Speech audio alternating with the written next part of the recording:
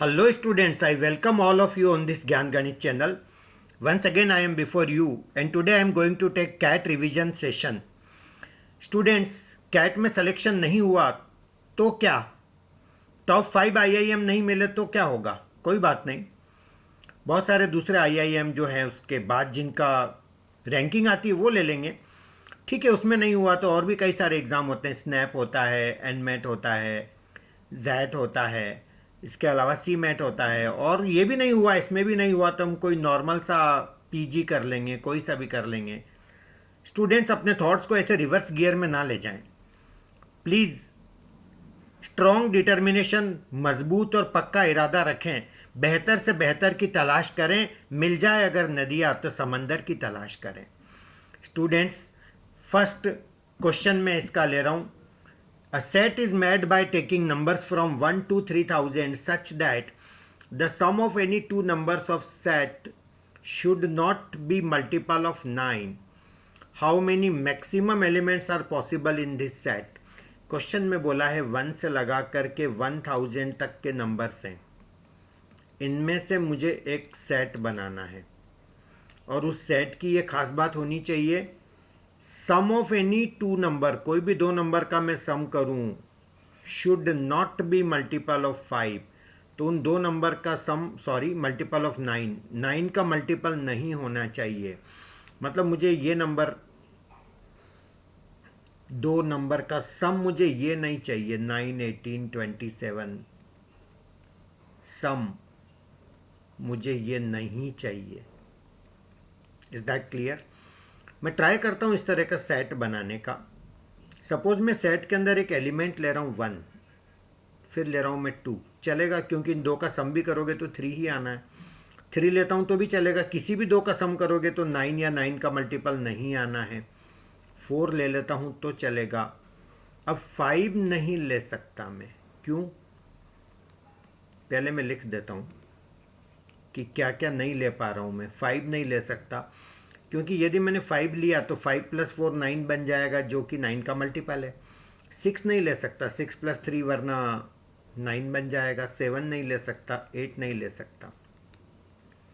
9 तो चलेगा क्योंकि 9 + 1 10 होता है, 9 + 2 11, ये चलेगा सब. तो 1 से 9 तक का जो सेट है उसमें ये मेरे नंबर पॉसिबल है जो मैं ले सकता हूँ. Now I come to my next series. क्या मैं 10 ले सकता हूँ? हाँ चलेगा. 11 ले सकता हूँ, 12, पहले मैं लिख लेता हूँ अगले 9 नंबर, 14, 15, 16, 17 एंड 18. मैं 10 ले सकता हूँ, मैं 11 ले सकता हूँ, मैं 12 ले सकता हूँ, मैं 13 ले सकता हूँ. मैं 14 नहीं ले सकता क्योंकि 14 + 4 18 बन जाएगा जो कि 9 का मल्टीपल है. 15 नहीं ले सकता, 15 + 3 18 बन जाएगा. 16 नहीं ले सकता, 17 नहीं ले सकता, इवन मैं 18 भी नहीं ले सकता क्योंकि मैंने जब 9 ले लिया है तो यदि मैंने 18 भी ले लिया तो 18 + 9 27 मेरा 9 का मल्टीपल बन जाएगा. 18 भी नहीं ले सकता. चलिए अगले 9 नंबर फिर से मैं लेता हूँ.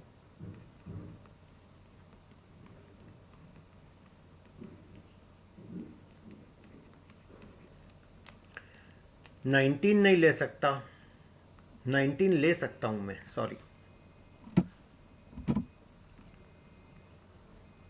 19 आई कैन टेक, कोई प्रॉब्लम नहीं है 19 लेने में. 20 में ले सकता हूँ, 21 भी ले सकता हूँ, 22 भी ले सकता हूँ, लेकिन मैं 23 नहीं ले सकता क्योंकि 23 + 4 करूँगा तो 27 हो जाएगा. Is that clear? तो 23 नहीं ले सकता, 24 नहीं ले सकता, 24 + 3 27, 25 + 2 27, 26 नहीं ले सकता, इवन 27 भी नहीं ले सकता क्योंकि मैंने 9 लिया हुआ है. इट मीन्स यदि ये फर्स्ट सेट को अपन छोड़ दें तो हर सेट में 4 एलिमेंट है जो मैं ले पा रहा हूँ. ये 4 ये 4 तो सब में फर्स्ट वाले, बस ये यहाँ पर ये एक्स्ट्रा आ रहा है, ये 4. Is that clear? तो इसके बाद यदि मैं लिखना कंटिन्यू रखूं तो 27 के बाद 28, 29, 30, 31 ये मैं ले सकता हूं. इसके बाद 32, 33, 34, 35 और 36. तो ये 4 में ले सकता हूँ, ये मैं ले नहीं सकता। Is that clear? तो इस तरह से हर 9 के सेट में मेरे 4 नंबर काम के हैं। इसको अपन बाद में ऐड कर लेंगे, इसको रहने दो। सब में 4 4 है, बस एक यही एक्स्ट्रा है ना, इसको थोड़ी देर के लिए छोड़ दो। तो पहले 9 में 4, अगले 9 में फिर 4, अगले 9 में फिर 4, अगले 9 में फिर 4, ऐसे कितने 9 मेरे आ सकते हैं 3000 तक? मतलब 9 के सेट बनाऊं तो ज़्यादा से ज़्यादा कितने बन सकते हैं? इसका जवाब देने के लिए मैं थोड़ी सी कैलकुलेशन कर लेता हूँ। 3000 को 9 से एक बार डिवाइड कर लेता हूँ। 9 3 ज़ा 27, 30, 9 3 ज़ा 27 बचा 30, 9 3 ज़ा 27, 3 नंबर बचेंगे और 333 सेट आएंगे पूरे। यानी कि ये 999 के कितने सेट आएंगे? 333 टाइम्स आएगा। इसका मतलब ये हो गया कि मेरा जो ये 44 है, ये 44 के सेट ये जो आएंगे, ये भी मेरे 333 टाइम्स आएंगे। तो 333 टाइम्स 44 नंबर के सेट आएंगे। तो ये मेरा बन जाएगा 4 3 ज़ा 12, carry over 1,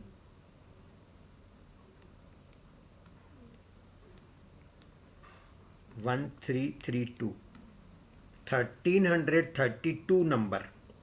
is that clear? ये तो हो गए मेरे। कहाँ तक के कवर हो जाएंगे इसमें मेरे? 333 टाइम्स 9 आएगा, तो ये मेरा हो जाएगा 333 टाइम्स 9, तो ये मेरा बन जाएगा 2997। क्योंकि 3 ही तो रिमाइंडर आ रहा, तो मैं इसी को माइनस कर लूँ ना 3000 में से, तो इतना आएगा 2997। Is that clear? कोई प्रॉब्लम नहीं होनी चाहिए इसके अंदर। इसके बाद जो अगले नंबर आएंगे 2000, 2998, एक तो ये 2998, ये भी मैं ले सकता हूँ। 2999 और 3000, ये तीनों में ले सकता हूँ, क्योंकि 3000 में इनमें से कुछ भी नंबर ऐड करूँगा तो 9 का मल्टीपल। और वैसे भी अपन हर एक 9 के सेट में फर्स्ट 4 तो ले ही रहे थे, तो ये 3 में आराम से ले सकता हूँ। तो 1332 प्लस 3 कौन से वाले? ये वाले 3 में लेऊंगा, तो कोई प्रॉब्लम नहीं आएगी। तो कितना आ गया? 1335, ये मेरा आंसर हो गया। यस और नो? नो। एक ये भी तो अपने को ऐड करना। अपन 4 नंबर ही हर सीरीज में ले रहे थे, ये 9 लेना है मेरे को। ये सब नहीं लेना, मगर 9 तो लेना है। आप बोलोगे नहीं हम तो 18 लेंगे, ठीक है 18 ले लेना। 18 लोगे तो मैं और किसी को नहीं लेने दूंगा, 9 को नहीं लेने दूंगा। अल्टीमेटली आएगा तो एक ही नंबर, 9 18 27, इनमें से कोई एक ले लो बस। तो ये 1 आप और ऐड कर लो, तो ये मेरा बनेगा 1336। My answer is this one guys. Is that clear? Very beautiful question of number system. चलिए आगे बढ़ते हैं। How many numbers can be formed using the digits 2, 3, 5, 7, 8 divisible by 125? Digits are not repeated and all digits must be used. ठीक है, अब यहाँ पर ये वाले डिजिट्स है मेरे 2, 3, 5, 7 एंड 11। इससे सिंपल क्वेश्चन हो ही नहीं सकता, बहुत इजी क्वेश्चन है। नंबर मेरा सारे डिजिट इस्तेमाल भी करना है, और नंबर मेरा किससे डिविजिबल होना चाहिए? 125 से।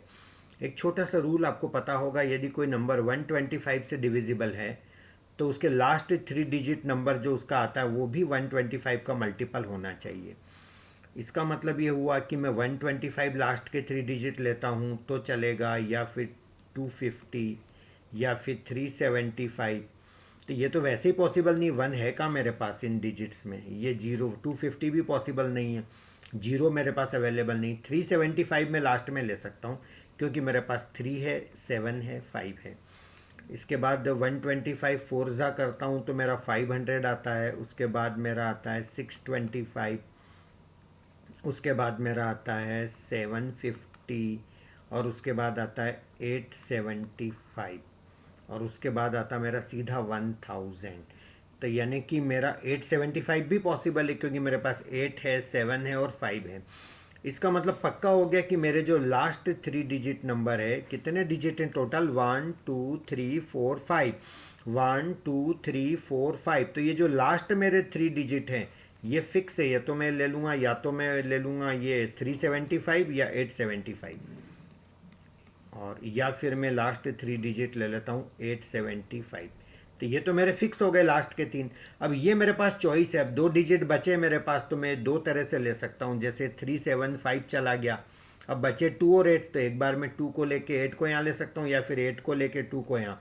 तो 2 केस इसके बनेंगे, और इसी तरह से 875 चला गया, तो 2 और 3 बचे, तो 2 और 3 के फिर ये 2 केसेस यहाँ बनेंगे, तो टोटल 4 केसेस मेरे आए। This is my answer. So very simple question, बहुत ही ईजी क्वेश्चन है। नेक्स्ट क्वेश्चन की अपन बात करते हैं। Piyush bought 2 cars, he sold first car at 10% profit and second car at 25% profit. The selling price of second car is 25% more than the selling price of first car. Find the overall profit percent in selling both the cars. ठीक है, मान लेता हूँ मैं पहली car उसने purchase करी 100 रुपये में, ये उसकी कॉस्ट प्राइस है, तो उसने 10% प्रॉफिट में बेची, तो कितने में बेची होगी, तो उसकी सेलिंग प्राइस हो जाती है 110। Is that clear? अब क्वेश्चन में ये बोला है कि जो सेकंड कार है वो कितने परसेंट प्रॉफिट में बेची, 20, ये तो 10% बढ़ा के बेची। सेकंड वाली कार 25% बढ़ा के बेची, है ना। सेकंड है 25% प्रॉफिट, उसका सीपी मुझे नहीं पता। The selling price of second car is 25% more than the selling price of first car. तो मैं ये कॉस्ट प्राइस हर कुछ एज्यूम नहीं कर सकता, एक यहाँ स्टार्ट में मैंने एज्यूम कर लिया, क्योंकि ये जो सेलिंग प्राइस है ये हर कुछ नहीं ले सकता, ये इससे कितनी ज़्यादा है, 25% ज़्यादा है इसकी सेलिंग प्राइस से। अब 110 का 25% करना है, इसका मतलब इसको मेरे को इंक्रीज़ करना है। 25% इंक्रीज़ करने का मतलब जो चीज़ 100 है उसको मेरे को 125 करना है, और सिंपल करके बोलूँ तो जो चीज़ 4 है उसको मेरे को 5 करना है, 25 से कैंसिल होगा, और जो 5 है मेरा वही तो 100 नहीं, जो 4 है वो मेरा 110 है, तो जो 5 है वो कितना होगा गाइस। अब आप देखो अपन ने नंबर ही ऐसे चूज़ करे कि ये फ्रैक्शन में आ रहा, प्रॉब्लम आ रही कि 4 का मल्टीपल ही नहीं है ये, तो बहुत दिक्कत आ रही है। तो गाइस ये सिखाना चाहता हूँ मैं कि एग्ज़ाम में थोड़े कंफर्टेबल नंबर लिया करो, ताकि हमारा प्रॉब्लम नहीं आए किसी तरह की। मैं बताता हूँ फिर से नंबर लेके कंफर्टेबल नंबर कैसे लेना। सपोज करो मैं नंबर 100 नहीं लेकर के 200 ले रहा हूँ। अब इसका 10% बढ़ाओ, पहली कार 10% प्रॉफिट में बेची तो 220 में बेची होगी, 20 इसका 10% होता वो इंक्रीज करा।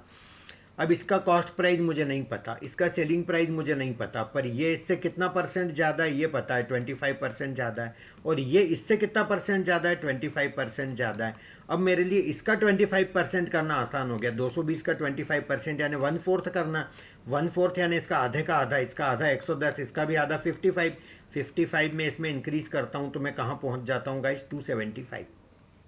Is that clear? और ये 275 किसी का 25% बढ़ा के आ रहा है, इसका मतलब ये हो गया कि 275 25% बढ़ा के आ रहा है। इसका मतलब यदि ये 100 है तो ये वाला 125 है, 20 से कैंसिल करें तो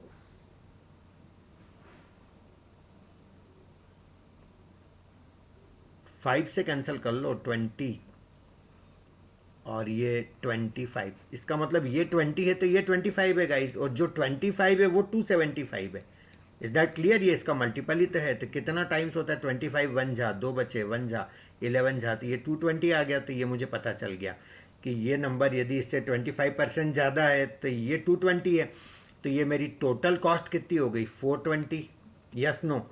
और इस पर मेरा प्रॉफिट कितना हो गया, यहाँ पे 10% प्रॉफिट यानी इन दोनों का डिफरेंस 20 रुपीज़, तो ये, और यहाँ प्रॉफिट कितना हो रहा था, इन दोनों का डिफरेंस 55 प्लस 20 कितना आ गया 75 मल्टीप्लाइड बाय 100, ये मेरा प्रॉफिट परसेंटेज आ गया। यहाँ पे कोई प्रॉब्लम आपको नहीं होना चाहिए गाइस। एक छोटी सी बात मैं आपके साथ शेयर करना चाहता हूँ, आंसर ऑप्शंस पर नज़र डालिए, थोड़े दूर दूर हैं और पॉइंट में आ रहा है, तो एक अप्रोक्स आइडिया लग जाए तो हमें पता चल जाएगा आंसर क्या होना चाहिए। तो एक अप्रोक्स आइडिया अपन लगाने का ट्राई करते हैं इसका।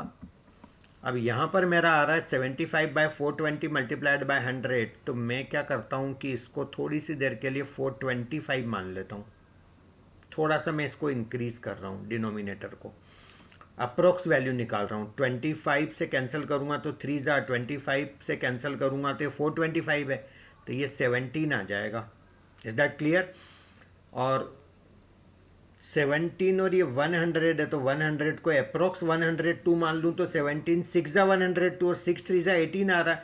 यानी मैंने थोड़ा चेंज किया है, यहाँ पर मैंने थोड़ा सा बढ़ाया है और यहाँ पे थोड़ा सा मैंने बढ़ाया है न्यूमरेटर को भी, तो मेरा आंसर अप्रोक्सीमेटली 6 3 जा 18 आ रहा है। अब 18 का क्लोजेस्ट आंसर ऑप्शन अपन चूज कर लेते हैं। कौन सा दिख रहा है आपको? ये हो नहीं सकता, ये हो नहीं सकता, ये लग रहा मेरे को 17.85% का। तो इस तरह से आप सिंप्लीफाई करेंगे क्वेश्चंस को।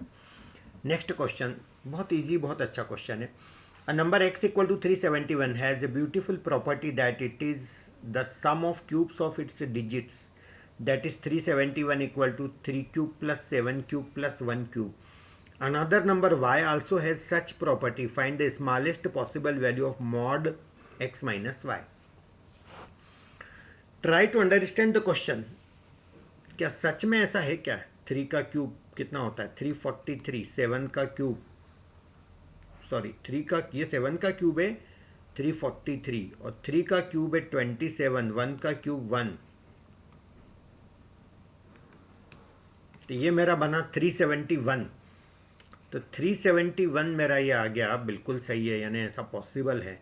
अब इन्होंने बोला एक नंबर और है ऐसा y जिसमें ये प्रॉपर्टी है, तो बताओ x और y का जो डिफरेंस है उसका मॉड, मतलब वो मिनिमम वैल्यू कितनी है इसकी. तो स्टूडेंट्स मेरे को एक ऐसा मिनिमम तब आएगा जब x और y बहुत पास पास हो, ज़्यादा दूर नहीं हो. यानी मेरे को ऐसा नंबर एक सर्च करना है जिसमें भी ये प्रॉपर्टी हो 3 cube plus 7 cube plus 1 cube.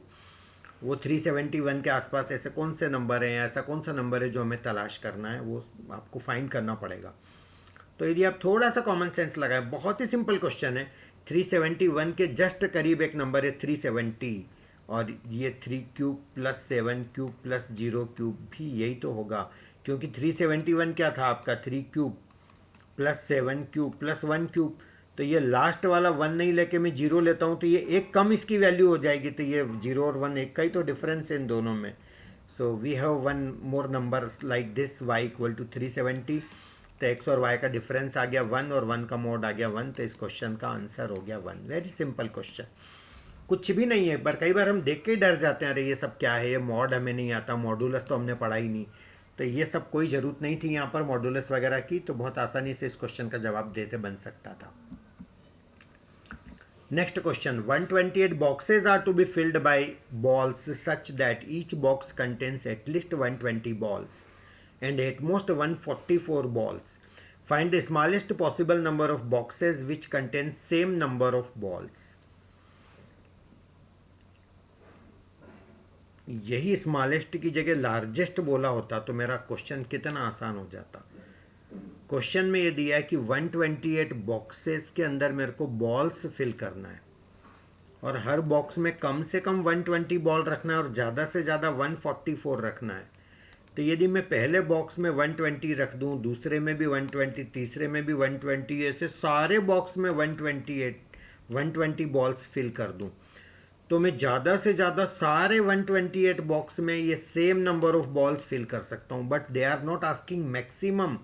मैं ऐसा मिनिमम कितने बॉक्स के साथ कर सकता हूँ कि सारे बॉक्सेस में सेम बॉल्स हैं. ठीक है, मैं काम करता हूँ, मैं ऐसा एक ही बॉक्स में करता हूँ. मिनिमम सपोज मैं 1 बॉक्स के साथ ऐसा करता हूँ, एक बॉक्स में 120 बॉल में फिल कर देता हूँ. दूसरे में मेरे को ये नंबर नहीं लेना है तो मैंने चेंज करके 121 ले लिया, फिर 122, 123. मैं कहाँ तक जा सकता हूँ? 144 बॉल मैंने इसमें भर दी. कितने बॉक्स कवर कर लिए मैंने? 120 से 124 तक 25 बॉक्सेस हो गए. अब मैं अगले बॉक्स में जो बॉल फिल करूंगा वो इन्हीं में से कोई नंबर होना चाहिए. तो अब तो मुझे रिपीट करना ही पड़ेगा, अब मैं बच नहीं सकता उससे. तो फिर से मैं रिपीट करने के लिए क्या करूंगा? वही 120 से स्टार्ट करूंगा, 120, 121, 122, ऐसे 144 तक जाऊंगा. तो फिर से मैं 25 बॉक्स मैंने फिल कर लिया ऐसा करके. तो ऐसे 25 5 टाइम्स करूंगा तब जाके 125 बॉक्स भरेंगे. फिर से 25, फिर से ये 25, फिर से ये मेरा 25. सो 1 2 3 4 5 ऐसा करके मैंने 125 बॉक्सेस फिल कर लिए। उसमें ये पहला बॉक्स 120, 120, ये 120, ये 120, ये 120। Is that clear? इसका मतलब इतना तो पक्का है कि 5 बॉक्स तो ऐसे होंगे ही होंगे जिसमें सेम नंबर ऑफ बॉल्स है, चाहे कोई सा भी कैसे भी मैनेज करें। अब क्या बचा? 3 बॉक्स बचे। अब 3 बॉक्स में से मैं पहला बॉक्स उठाता हूँ, मैं कुछ भी नंबर की बॉल भर दूँ 120 से 144 तक। सपोज मैंने 120 भर दी। अब मैं इसको रिपीट नहीं करना चाहता हूँ तो अगले में 121 भर दी, तो अगले में 122 भर दी। Is that clear? हो गए 128 बॉक्स। तो सेम नंबर ऑफ बॉल वाले बॉक्स कम से कम कितने होंगे, ये मेरा क्वेश्चन था।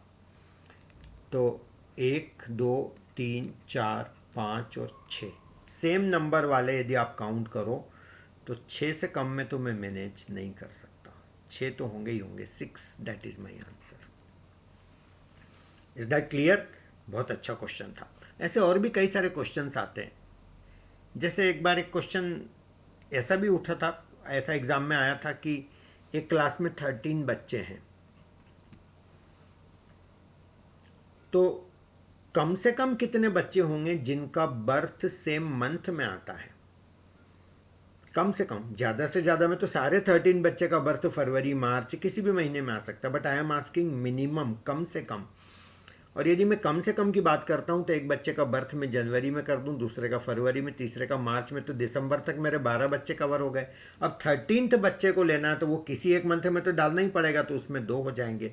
सो द मिनिमम मेरे को 2 सेम मंथ वाले मैनेज हो सकते हैं। Similarly here the answer is 6। Next question. Rahul has 37 liter milk of price P1 and Rani has 43 liter milk of price P2. They both taken out X liter milk from their milk and exchanged. Now the average price of milk with both of them are equal. What is X? अब राहुल के पास 2 price के milk में से केवल एक ही price का milk है, P1 price का, वो भी कितना? 37 लीटर। P2 प्राइस का इसके पास नहीं है। और रानी, ये तो बात हो गई राहुल की, रानी के पास P1 और P2 में से P1 प्राइस का मिल्क नहीं है, P2 प्राइस का है, वो भी कितना? 43 लीटर। 37 लीटर। अब क्या करा, दोनों ने X लीटर मिल्क निकाल लिया, अपना अपना X लीटर मिल्क निकाल के एक्सचेंज कर लिया। तो एक्सचेंज करने के बाद की सिचुएशन, बिफोर एक्सचेंज ये पोजीशन है, और आफ्टर एक्सचेंज क्या होगा मैं आपको बताता हूँ। इसके पास 37 में से X मिल्क चला जाएगा, और इसके पास ये 43, इसमें से भी X चला जाएगा, और वो जो X इसका जो गया वो P2 प्राइस का था, वो इधर P2 प्राइस का भी इसके पास X हो गया, और इधर से जो X गया था वो P1 प्राइस का था, तो इसके पास P1 प्राइस का X हो गया। और क्वेश्चन में बोला now the average price of milk with both of them are equal.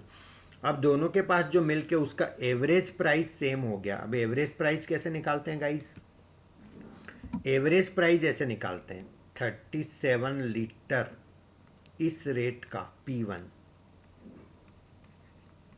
Plus X litre, sorry,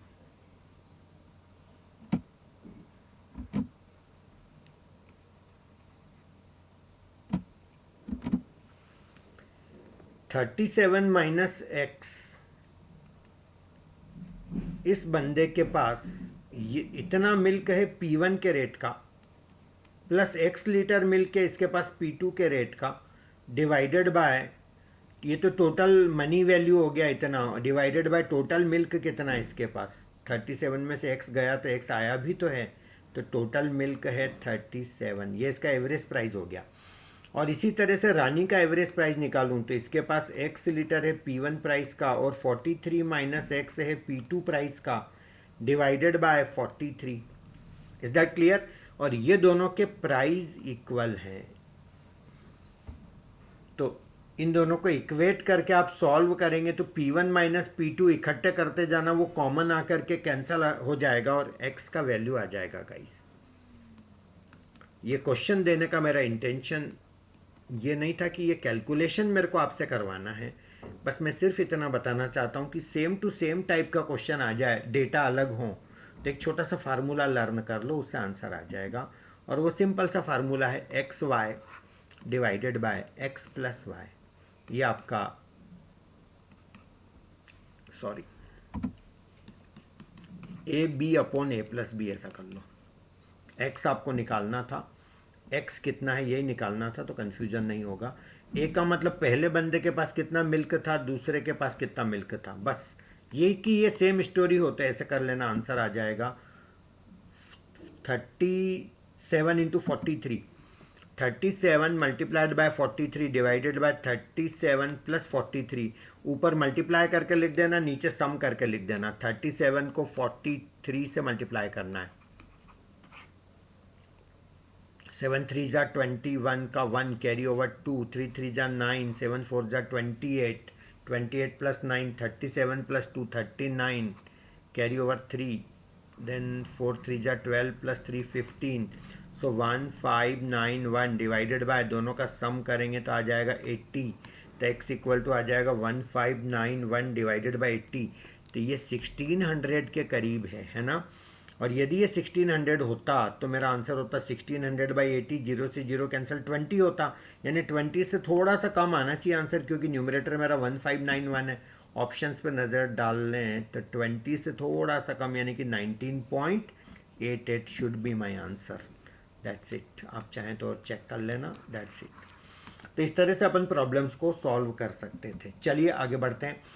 How many natural numbers less than 1 lakh can be formed using the digits 0, 1, 2 if repetition of digit is allowed? ठीक है, 1 लाख से छोटे number आपको बनाने हैं और इन digit को use करके ही बनाने हैं। 0, 1, 2। 1 लाख में कितने डिजिट है? 1 2 3 4 5 6 डिजिट है, यानी मेरा नंबर ज़्यादा ही ज़्यादा कितने डिजिट का होएगा? 5 डिजिट का होएगा। तब बताओ, मैं पहले 1 डिजिट के नंबर बनाना चाहूँ तो मेरे दो ही नंबर तो बनेंगे, एक तो 1 और एक 2। 0 ले नहीं सकता क्योंकि नेचुरल नंबर बोला है। तो 1 डिजिट के तो दो ही नंबर बनेंगे। यदि मेरे को 2 डिजिट के नंबर बनाने हैं तो 2 डिजिट में से पहला डिजिट मैं दो तरह से फिल कर सकता हूँ, क्योंकि 0 स्टार्ट में नहीं लेना मेरे को, नहीं तो मेरा 2 डिजिट का नंबर ही नहीं बनेगा। और दूसरा डिजिट तो मैं 3 तरह से फिल कर सकता हूँ, तो मेरे नंबर बने 6। अब 3 डिजिट के मेरे नंबर कितने बनेंगे? तो वो मेरा पहला डिजिट में 2, फिर 3, फिर 3, तो ये 3 3 जा 9, 2 जा कितना 18। 4 डिजिट के नंबर मेरे बनेंगे 2 इंटू 3, 3 टाइम्स आ जाएगा 27, लिख दूँ डायरेक्ट 54। और ये 5 डिजिट के नंबर बनाना है तो 2 इंटू 3 की पावर 4, 81 2 जा 162। अब इन सबका अपन सम करेंगे तो मेरा आंसर आ जाना चाहिए 2 plus 6 8 plus 8 16 20, then 2 22 carry over 2 plus 1 3 plus 5 8 plus 6 14 4 carry 1 plus 1 2 242 is my answer. इसका एक और शॉर्टकट मैं आपको बता देता हूँ। 1 2 3 4 5 डिजिट का नंबर बनाना, मान लो हर प्लेस पे कुछ भी ले सकते हैं, चलेगा। तो मैं 3 तरह से ले सकता हूँ, थोड़ी देर के लिए सब कुछ ले लो, 0 1 2 कुछ भी चलेगा। तो टोटल नंबर कितने बन सकते हैं ये काउंट कर लो, जिसमें 0 0 सब चलेंगे, स्टार्ट में 0 एंड में 0, सारे 0। तो ये 1 2 3 4 5, 3 पावर 5 कितना होता है? 243 सॉरी। Is that clear? 243 मेरा 3 पावर 5 होता है। बस इसमें एक ही केस तो नहीं चलेगा जब आप सब कुछ ले रहे हो, 0 0 0 0 0, सारे 0 हो गए तो ये नंबर मेरा 0 बनेगा, जो कि नेचुरल नंबर नहीं है। लेस देन 1 लाख है बट नेचुरल नंबर नहीं है। बस एक वही केस तो मेरे को माइनस करना है। सो -1 करूंगा तो मेरा आंसर क्या बनेगा? 242। आप बोलोगे सर ये सारे 0 आ गए और एंड में 1 आ गया तो चलेगा? बिल्कुल चलेगा, मेरे को क्या दिक्कत है। यदि सारे 0 और 1 है, इस केस में आंसर क्या आया? 1, और इससे छोटा ही तो है 1 लाख से, तो बस सब चलेगा, सारे 0 नहीं चलेंगे। So that way we can manage. Supply of water is sufficient for 200 days if the leakage of water is 10 liter every day, and the same supply is sufficient for 180 days if 16 liter water leak every day. Find the supply. अब question के अंदर ये जितने भी data दिए हैं आप पहले समझने का ट्राई करो कि अपन कैसे यूज़ करें, कैसे करें। कई बार समझ ही नहीं आता यार ये क्या चाहता है, इक्वेशन है, या वर्क एंड टाइम है, पता नहीं क्या है, whatever it is, try to solve this question. I am giving you 2 minute time.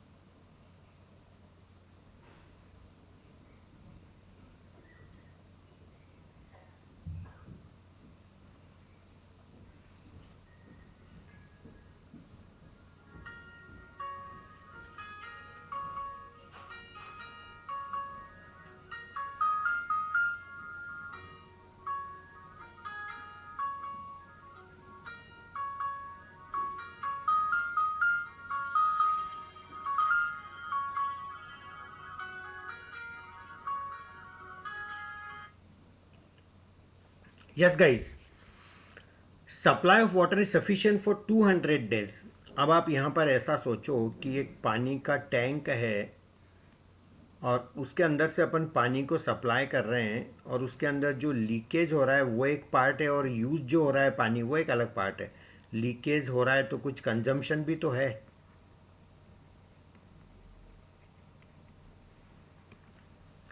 अब क्वेश्चन में ये दिया है कि 200 डेज के लिए हमारा पानी सफिशिएंट रहता है.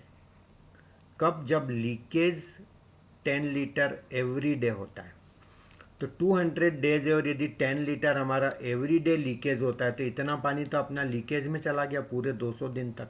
प्लस 200 दिन तक पर डे सपोज करो x लीटर वाटर कंज्यूम होता है, वो हमें नहीं पता कितना, तो हमने x एज्यूम कर लिया. यानी कुल मिलाकर के 200 डेज में इतना पानी की सप्लाई रहती होगी. तभी तो ये मेरा लीकेज वाला पार्ट है और ये मेरा कंजम्पशन वाला पार्ट है. Is that clear? और क्वेश्चन में ये भी बोला है कि same supply sufficient for 180 days. 180 days sufficient होता है. कब? जब 16 लीटर लीकेज होता है. तो 16 लीटर यदि लीकेज होता है एवरी डे, तो जो इतना पानी तो मेरा लीकेज में गया, और 180 इंटू एक्स मेरा डेली कंजम्पशन है. तो कुल मिलाकर के ये मेरा सप्लाई है और ये भी मेरा सप्लाई है. तो दोनों ही केस में मेरा सप्लाई तो उतना ही है. मेन वाटर टैंक से जो पानी आ रहा है वो तो सेम है मेरा, तो ये दोनों को मैं इक्वेट कर देता हूँ. Is that clear? ये भी मेरा सप्लाई वाला पार्ट है और ये भी मेरा सप्लाई वाला पार्ट है. बहुत सिंपल सा क्वेश्चन है. अब मैं ये 200x और ये 180x को इधर लेके माइनस कर लेता हूँ, तो मेरा 20x can I right it directly. 180 into 16, 18 को 16 से मल्टीप्लाई कर लो पहले. 16 एट जा, इसको ऐसे कर लो ना, सिंपल. 240 48 8 288 आ गया. 2880 और ये 2000 को इधर ले लो तो माइनस 2000. तो अल्टीमेटली मेरे को क्या मिला? 20x equal to 880. I hope that is clear. अब इससे मैं x निकालता हूँ और उसके बाद मेरे को इस सप्लाई का वैल्यू निकालना, तो मैं यहाँ पुट करूँगा x का वैल्यू. तो मैं इतनी मेहनत भी क्यों करूँ, मैं थोड़ा सा स्मार्ट वर्क करूँ. 20x तो मेरा आ ही गया, तो 200x ही तो चाहिए मेरे को, ये वाला पार्ट. तो मैं इसी में एक जीरो और लगा दूँ तो 8800 हो गया, और ये 8800 मेरा इसका वैल्यू हो गया. तो ये मेरा 20,000 सॉरी, नहीं ठीक है, सॉरी, ये 2000 प्लस 8800. तो 2000 plus 8800 10800 is my supply. Is that clear? तो ये बहुत सिंपल सा क्वेश्चन था. कई बार हम क्वेश्चन की लैंग्वेज ठीक से समझ नहीं पाते हैं, इसलिए हम उसे कर नहीं पाते. A dentist gives appointment to 5 patients from 8 AM and the time given to each 2 patients is 30 minutes. These patients come for their problem of duration 90 minutes, 15 minutes, 60 minutes, 45 minutes and 30 minutes, but the doctor knows the problem of only 5th patient, which is 90 minutes. Further, it is given that second patient has to wait half an hour for his service. Third patient became free at 9:45 PM. Sorry, ये AM से start हो रहा है, AM. Find the waiting time of all patients. चलिए पहले question को समझने का ट्राई करते हैं, ये है क्या. ये क्वांट है या डीआई है कि एलआर है, क्वांट तो है ही ना सब कुछ जो भी है एनीवे, बट ये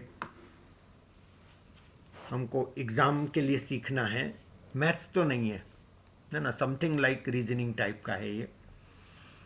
अब क्वेश्चन ये है कि डेंटिस्ट ने 5 पेशेंट को अपॉइंटमेंट दिए 8 AM से, और ईच 2 पेशेंट को 30 मिनट के इंटरवल से अपॉइंटमेंट दिए। इतनी बात समझ आ रही है? फटाफट लिखते चले जाओ जो भी आपको समझ आ रही चीज़। अब पहले पेशेंट को सपोज करो उसने 8 बजे का टाइम दिया, दे ही रखा क्वेश्चन में 8 AM, तो दूसरे को 8:30 दिया होगा, तीसरे को 9 दिया होगा, अगले को 9:30 दिया होगा और अगले को 10 दिया होगा। 1 2 3 4 5। Is that clear? अब क्या होता है कि ये पेशेंट ये टाइम आ रहा है, अब उसका जो वर्क है उसमें कितना टाइम लग रहा है ये मुझे नहीं पता, उसकी सर्विस कब स्टार्ट हो रही है, सब चीज़ें कैलकुलेट करना, उसकी सर्विस कब फिनिश हो रही है, और फिर यहाँ पेशेंट का वेटिंग जो फाइनली हमको क्वेश्चन में निकालने का बोला है। अब यहाँ पर एक चीज़ समझ लीजिए कि पेशेंट जो जिस जॉब के लिए आ रहा है डेंटिस्ट के पास, उस जॉब में कितना टाइम लगेगा, वो जो पेशेंट को अपॉइंटमेंट तो दे दिया, ये क्वेश्चन में दिया कि एक पेशेंट 90 मिनट के काम के लिए आ रहा है, एक 15, एक 60, एक 45, एक 30, उसमें से बस लास्ट वाला 90 का है, ये डॉक्टर को पता है, बाकी ये 4 अपने को क्वेश्चन में दिए जो डॉक्टर को नहीं पता किस ऑर्डर में आएंगे। Is that clear? तो यहाँ पर एक तो लास्ट वाले पेशेंट का तो पहले से लिख देता हूँ, इसका जो वर्क टाइम है वो है 90 मिनट, यानी कि 90 मिनट के वर्क के लिए ये पेशेंट आ रहा है जो 10 बजे आके बैठ गया है। Is that clear? चलिए अब पहला पेशेंट की सर्विस कितने भी टाइम के लिए आया, उसकी सर्विस 8 बजे स्टार्ट हो जाएगी, क्योंकि ये तो पहला ही पेशेंट है, इसको किसी चीज़ का वेट करने की ज़रूरत नहीं है, तो 8 AM पे इसकी सर्विस स्टार्ट हो जाएगी। अब इसकी फिनिश कब होगी ये डिपेंड करता है कितने मिनट के जॉब के लिए आया है। Is that clear? Patient waiting यहाँ 0 है क्योंकि वो तो पहला ही पेशेंट है और उसकी सर्विस स्टार्ट हो गई है। अब इसका नहीं पता मेरे को कि कितने मिनट के उसके लिए वर्क के लिए आया, तब अपन ट्राई करते हैं। क्वेश्चन में बोला है कि second patient has to wait half an hour for his service. Second patient को अपनी सर्विस के लिए आधा घंटा इंतज़ार करना पड़ा, इसका मतलब सेकंड पेशेंट आया 8:30 पे और उसकी सर्विस कब स्टार्ट हुई? 9 AM पे। 9 AM पे क्यों स्टार्ट हुई? ये तो 8:30 पे आ गया था, क्योंकि 9 AM पे वो फिनिश हुई होगी उसकी सर्विस, और यदि इसकी सर्विस 9 AM पे फिनिश हुई तभी तो इसकी स्टार्ट हुई होगी। यदि 8 बजे आया था और 9 AM पे इसकी सर्विस फिनिश हुई, मतलब ये 60 मिनट वाले काम के लिए आया था, ये पक्का हो गया। Is that clear? चलिए अब 9 आधे घंटा इसकी वेटिंग हुई, और देखते हैं अपन और क्या क्या दिया है क्वेश्चन में। Second patient has to wait, ये तो हो गया half an hour for his service. Third patient became free at 9:45 AM। Third वाला पेशेंट 9:45 पे फ्री हो गया, मतलब इसकी सर्विस फिनिश हुई 9:45 पे। अब पहले ये पता करें कि ऐसा कब पॉसिबल है। अब ये जो 9 AM पे इसकी सर्विस स्टार्ट हुई और इसकी सर्विस सपोज करिए ये आया था, ये जो बाकी वैल्यूज़ अपन ट्राई करते हैं 60 और 90 को तो हटा देते हैं, ये तो लास्ट वाला पेशेंट है, 60 अपना पहला हो ही गया। अब मैं 45 लेके देखता हूँ, सपोज करिए ये 45 मिनट के काम के लिए आया था ये वाला पेशेंट, इसकी सर्विस 9 AM पे स्टार्ट हुई, तो इसकी ख़त्म हुई होगी 9:45 पे, तो 9:45 पे इसकी ख़त्म हुई तो इसकी तो स्टार्ट ही 9:45 पे हुई होगी, तो इसकी ख़त्म 9:45 पे कैसे हो सकती है? Is that clear? इसका मतलब ये 45 तो नहीं, पक्का हो गया। क्या ये 30 मिनट वाले काम के लिए आया था क्या? अपन ये समझ लेते हैं। यदि ये 30 मिनट के काम के लिए आया तो इसकी सर्विस स्टार्ट हुई 9 बजे, तो फिनिश होनी चाहिए थी 9:30, और 9:30 पे इसकी स्टार्ट होगी, और ये 15 मिनट के काम के लिए आया तो ये 9:45 पे फिनिश हो जाएगी। एक केस तो ये है, क्या और भी कोई केस बन सकता है क्या? अपन देखते हैं। 15 मिनट की अपन बात कर रहे हैं, सपोज करो ये 15 मिनट के लिए जॉब के लिए आया, तो 15 मिनट के लिए यदि आया तो ये 9 AM पे सर्विस स्टार्ट हुई तो 9:15 पे इसकी फिनिश होगी, और 9:15 पे इस पर फिनिश होगी तो इसकी स्टार्ट कब होगी? 9:45 पे फिनिश हो रही है, मतलब इसका मतलब ये हुआ कि ये भी एक पॉसिबिलिटी बनती है और क्या क्या हो सकता है अपन देख लेते हैं। लास्ट वाला तो ठीक है, 90 अपने पास 90 और 60 गया, तो 15, 45 और 30, ये 3 नंबर में यहीं पे लिख लेता हूँ। उसमें से भी ये 45 भी गया, मतलब ये पेशेंट पक्के से 45 मिनट के लिए तो नहीं आया, क्योंकि यदि ये 45 मिनट के लिए आता तो 9:45 पे इसकी सर्विस फिनिश होती, फिर अगले की स्टार्ट होती, तो इसकी 9:45 पे फिनिश हो ही नहीं सकती थी, और लेट हो जाती। इसका मतलब पक्का है कि ये 45 तो नहीं है, या तो 15 है या 30 है। और यदि मैं 15 लेके देखता हूँ तो फिर एक बार और चेक कर लेता हूँ। 9 AM पे इसकी सर्विस स्टार्ट हुई, 9:15 पे इसकी फिनिश हुई, फिर 9:15 पे इसकी फिनिश हुई, फिर इसकी स्टार्ट हो जाएगी 9:15 पे, तो फिर इसको 30 मिनट के जॉब के लिए आया था, 9:45 पे फिनिश हो जाएगी। ठीक है, तो ये मेरा 60, ये मेरा 90, और ये मेरे 3 टाइम ड्यूरेशन बचे हैं। इन 3 में से मेरा ये 9:45 है, मतलब पक्का हो गया कि ये 15, ये 30 है, या फिर ये 30, ये 15 है। Is that clear? तो पहले मैं 15 लेके देख रहा हूँ। सपोज ये 15 मिनट के लिए जॉब के लिए आया, तो 9 AM पे इसकी सर्विस स्टार्ट हो गई, 9:15 पे इसकी सर्विस फिनिश हो जाएगी। Is that clear? और इसकी सर्विस स्टार्ट होएगी 9:15 पे, और यदि ये 30 मिनट वाले जॉब के लिए आया तो ये 9:45 पे फ्री हो जाएगा। Is that clear? तो ये हो गया। अब ये अगला बचा, तो बचा ही मेरे पास 45। इसका मतलब 9:45 पे फिनिश हुआ, तो इसकी सर्विस स्टार्ट होगी 9:45 पे, और 45 मिनट इसको लगते हैं, तो यानी कि 10:30 पे इसकी सर्विस फिनिश होएगी, और इसकी 10:30 पे स्टार्ट होएगी, तो 12 बजे इसकी सर्विस फिनिश होएगी। This is my one case. Is that clear guys? अब मैं यहाँ पर चेंज करके दूसरा केस बनाने का ट्राई करता हूँ। कौन सा वाला? ये वाला। इसको मैं 30 मिनट यदि कर देता हूँ सपोज, तो ये 9 AM पे इसकी सर्विस स्टार्ट हो रही है, तो ये यहाँ पर मेरा इसके बजाय आएगा 30 मिनट, तो 9:30 आ जाएगा। और 9:30 पे यदि मैं इसकी सर्विस स्टार्ट करता हूँ यहाँ पर, और ये 30 मिनट है, तो ये 15 मिनट वाला ले लो, 45 में ले नहीं सकता, 9:45 पे फ्री करना है, तो ये 15 मिनट ले लिया, तो ये 9:45 पे ये फ्री हो जाएगा। Is that clear? इसका मतलब ये हो गया कि मेरा जो पेशेंट 5 पेशेंट है, first patient, second patient, third patient, fourth patient, fifth patient, waiting time first patient का तो 0 है, कुछ भी नहीं है, यही लिख देता हूँ ना। चलो, मैं सेकंड पेशेंट का वेटिंग टाइम ये 8:30 बजे आया था, तो इसकी सर्विस 9 बजे स्टार्ट हो जाएगी। अब वो कितनी भी ड्यूरेशन के लिए आया हो, सर्विस इसकी 9 बजे स्टार्ट हो जाएगी, इसका मतलब इसका वेटिंग टाइम आधे घंटा है, 30 मिनट्स। Is that clear?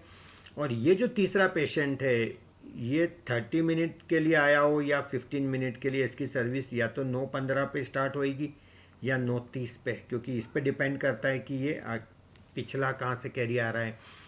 तो ये 9:15 यदि है, तो इसको 15 मिनट वेट भी करना पड़ सकता है, 30 मिनट भी करना पड़ सकता है, इसका वेटिंग टाइम फिक्स नहीं है। अच्छा, व्हाट अबाउट दिस? ये 9:30 बजे आया, तो इसकी सर्विस स्टार्ट हो जाएगी 9:45 पे, तो इसका वेटिंग टाइम फिक्स है 45 मिनट, ये पीछे से कुछ भी हुआ हो। और यहाँ पर मेरा 90 मिनट के लिए, ये 10 बजे आ गया था, इसकी सर्विस 10:30 बजे स्टार्ट होएगी, तो इसका वेटिंग टाइम मेरा 30 मिनट आ जाएगा।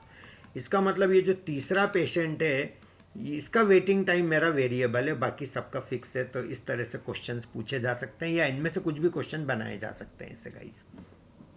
Is that clear? चलिएगा। ओ माय गॉड, ज्योमेट्री तो कभी पीछा नहीं छोड़ेगी ना, कैट का एग्जाम है तो डेफिनेटली आएगी ही आएगी, इतना पक्का है। और कईयों को तो ज्योमेट्री पसंद ही नहीं होती है ना। चलिए ट्राई करिए इस क्वेश्चन को। Once again I am giving you 2 minutes.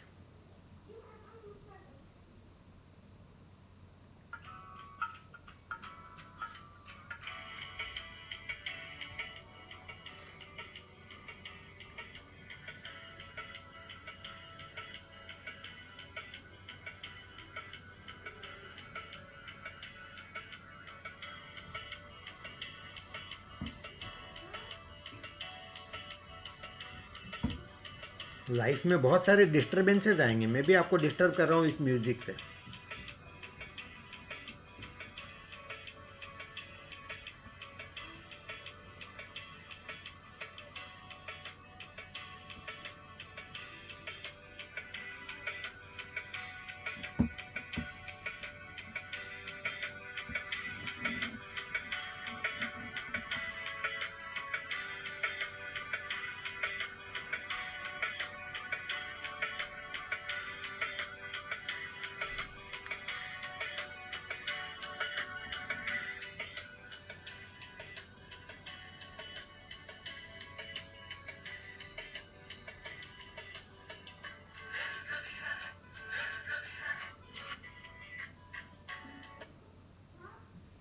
कुछ सोचा गाइस? आपको ये जो रेड जोन वाला ट्रेंगल है इसका एरिया बताना है कितना परसेंट है इस एबीसी ट्रेंगल का, कंप्लीट ट्रेंगल का। बहुत डिफरेंट टाइप का अप्रोच है इसका। सबसे पहले मैं बात करता हूँ एरिया एबीसी का, ट्रेंगल एबीसी का area.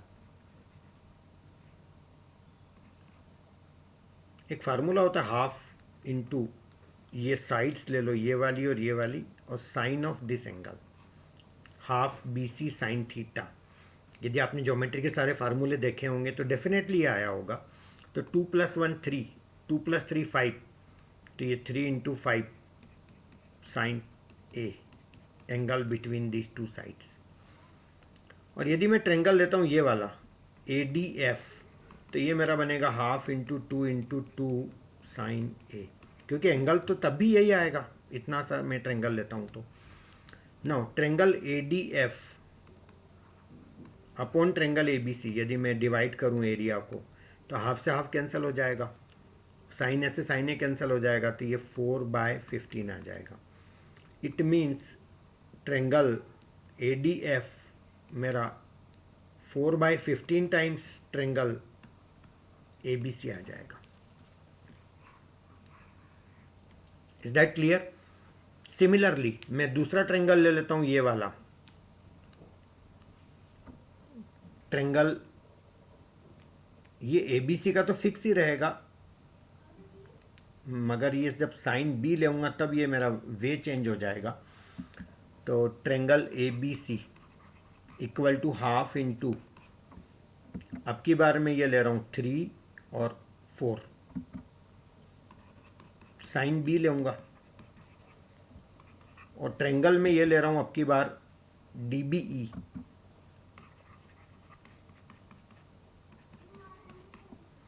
Half into 1 × 1 sine B. फिर मैं इसको डिवाइड करूंगा तो triangle D B E divided by triangle A B C equal to, half से हाफ कैंसल, साइन बी से साइन बी कैंसल, 1/12। इसका मतलब triangle D B E equal to 1/12 of triangle A B C. एक result मेरे को ये मिल गया। Similarly मैं तीसरा वाला ले लेता हूँ मैं, तो ये मेरा बनेगा ट्रेंगल ए बी सी का एरिया, डायरेक्टली लिख देता हूँ ना, triangle F C E divided by triangle A B C equal to, ये मेरा बनेगा हाफ 5 × 4 साइन सी, सॉरी ये वाला, और ये बन जाएगा मेरा हाफ 3 × 3 साइन सी। साइन सी से साइन सी कैंसिल, हाफ से हाफ कैंसिल, तो 9/20। तो ये मेरा ट्रेंगल एफ सी ई मेरा बन जाएगा 9/20 times triangle A B C. Is that clear? अब ये 3 रिजल्ट मेरे पास आ गए, तीनों को मैं ऐड कर लेता हूँ, एक ये और एक ये वाला रिजल्ट जो मैं लाया था। तो यानी ये तीनों ट्रेंगल हो गए मेरे। तो इनका जो एरिया का सम मेरा आ जाएगा उसमें triangle A B C common आ जाएगा, तो ट्रेंगल ए बी सी मेरा कॉमन आ जाएगा, तो अंदर मेरा आ जाएगा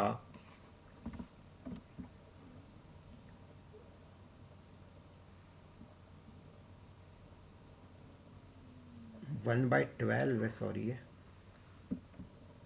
4/15, 1/12, 9/20।